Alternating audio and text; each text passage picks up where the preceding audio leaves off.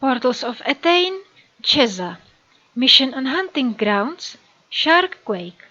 I'm not much into killing things, but it looked like I could find some interesting ingredients in this world, so I signed up.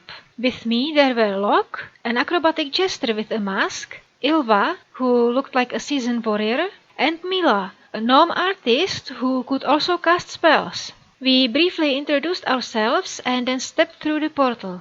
The portal itself was always open, and it had several colorful gemstones embedded in it.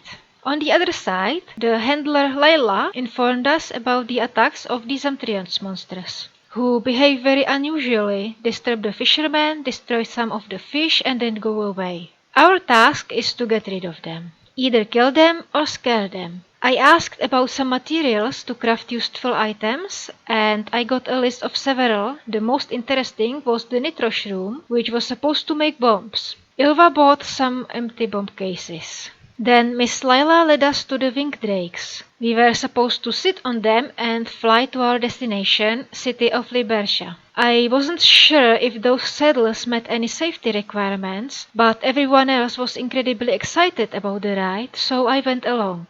It was not a pleasant journey, but it was certainly very efficient. We arrived to Libercia in just a few hours. We were greeted by a local dwarf who told us a bit more about the Zamtrios attack and where can we find some ingredients together. The attacks usually come at night, so we had plenty of time to prepare. Locke went to the sea to enjoy some swimming and noticed she could hold her breath significantly longer than usual, which, as we figured out, was because of the stones in the portal. I went to search for some nitro shrooms to a nearby cave and I found plenty of materials. I made 3 explosive bombs and 2 smoke bombs from them. I gave the smoke bombs to Locke and Mila. For Ilva, I created an elixir that should help her fighting more efficiently. Near the fishermen huts, we met an old woman who was mixing something in a huge cauldron. It was supposed to be a repellent against some T-Rex who was a danger to the Mineguard city,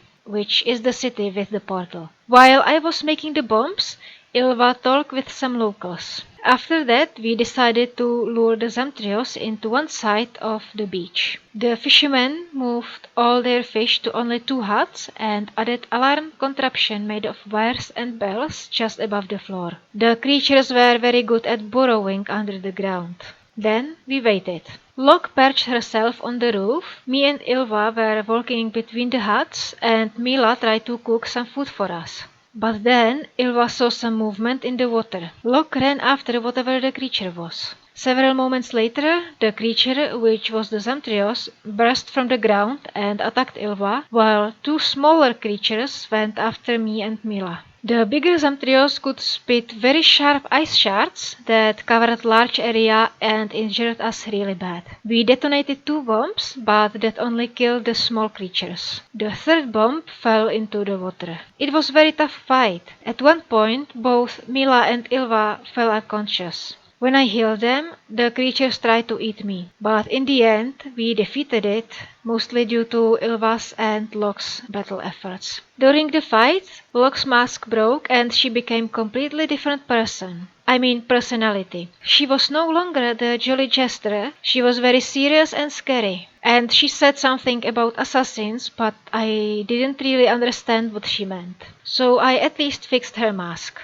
Also, during the fight, I saw a magma-like mountain shape on the horizon, but I had to concentrate on the fighting, and after the creatures died, it was no longer there. Ilva then said she sensed bloodlust from the creatures that wasn't normal, that it looked like the creatures wanted a challenge or something.